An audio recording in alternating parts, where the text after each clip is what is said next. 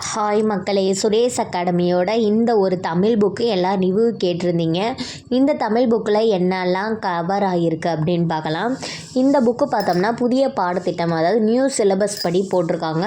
இந்த புக்கில் என்னெல்லாம் இருக்குன்னு வாங்கலாமா, யூஸ்ஃபுல் இல்லையான்னு நிறைய பேருக்கு டவுட் வரும்.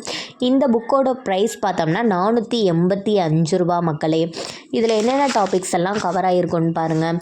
இதில் பார்த்தோம்னா இலக்கணம்னு ஒரு டாபிக்ஸ் கொடுத்துருக்காங்க. இலக்கணம் டாபிக்ஸ் கீழே மற்ற எல்லா டாபிக்ஸும் வந்துடும்.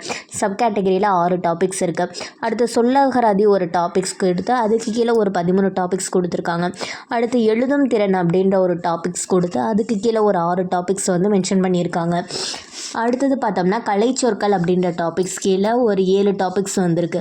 அடுத்து வாசித்தல் புரிந்து கொள்ளும் திறனுக்கு கீழே ஒரு 5 டாபிக்ஸு, எளிய மொழிபெயர்ப்பு கீழே ஒரு 2 டாபிக்ஸு, இலக்கியம் மற்றும் தமிழறிஞர்களும் தமிழ் தொண்டும் அது கீழே ஒரு 6 டாபிக்ஸ் மென்ஷன் பண்ணி கொடுத்துருக்காங்க. இதெல்லாம் தான் கவர் ஆகிருக்கு. இப்போ எழுத்து அப்படின்ற ஒரு டாபிக்ஸை எடுத்துட்டாங்கன்னா அது எப்படிலாம் கவர் பண்ணியிருக்காங்க அப்படின்னு பார்த்தோம்னா, அந்த எழுத்துனா என்ன அதை பற்றின ஒரு எக்ஸ்ப்ளனேஷன் நல்லா கொடுத்துருக்காங்க. பாக்ஸ் போட்டு மென்ஷன் பண்ணி காட்டிடுவாங்க.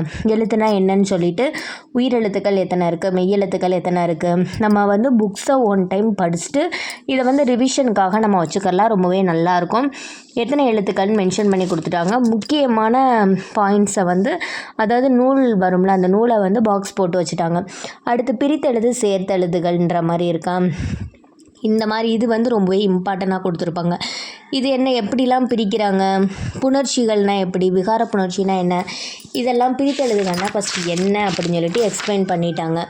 சேர்த்தெழுதுகள்னால் என்ன அப்படின்னு சொல்லிட்டு இந்த இதில் எக்ஸ்பிளைன் பண்ணிவிட்டு இது ஃபுல்லாமே இந்த 2 பேஜ் ஃபுல்லாமே பிரித்தெழுதுக சேர்த்தெழுதுகளோட கண்டிஷனை கொடுத்துட்டு அடுத்து என்ன சொல்கிறாங்கன்னா, 6th வகுப்பு இருக்குல்ல, புதிய பாடத்திட்டத்தின்படி எப்படிலாம் புக் பேக் கொஷின் இருக்குல்ல, அதெல்லாம் பிரித்தெழுதுகளை ஆட் பண்ணியிருக்காங்க. இது 7th புதிய பாடத்திட்டத்தின்படி கொடுத்துருக்காங்க. அடுத்து 8th புதிய பாடத்திட்டத்தின்படி கொடுத்துருக்காங்க. அடுத்து 9th புதிய பாடத்திட்டத்தின்படி இவ்வளோ தான் இருக்கா புணர்ச்சிகள் அப்படின்றது டவுட்டாக தான் இருக்குது. கம்மியாக தான் கொடுத்துருக்காங்க, 5 தான் கொடுத்துருக்காங்க. ஆனால் 9th புக்கில் நிறைய பிரித்தெழுதுக சேர்த்தெழுதுக இருக்கும். நமக்கு 5 தான் கொடுத்துருக்காங்க. 10th புதிய பாடத்திட்டத்தின்படி 2 தான் கொடுத்துருக்காங்க. இது எவ்வளோ சாத்தியம்னு தெரியல எனக்கு. அதுக்கப்புறம் சமச்சீர் புக்கில் கொடுத்துருக்காங்க. 6th கொடுத்துருக்காங்க, 7th, 8th, 9th கொஞ்சம் நிறையவே கொடுத்துருக்காங்க. அடுத்து 10th புக்கில் இருந்து கொஞ்சம் கொடுத்துருக்காங்க. நம்ம புக்கு, அதாவது ஸ்கூல் புக்கு, பழைய புக்கு, புது புக்கு படிச்சுட்டு ஒரு ஃபைனலாக ஒரு கிளான்ஸ் பார்க்குறதுக்கு வேணால் இதை பார்த்துக்கலான்ற மாதிரி நினைக்கிறேன்.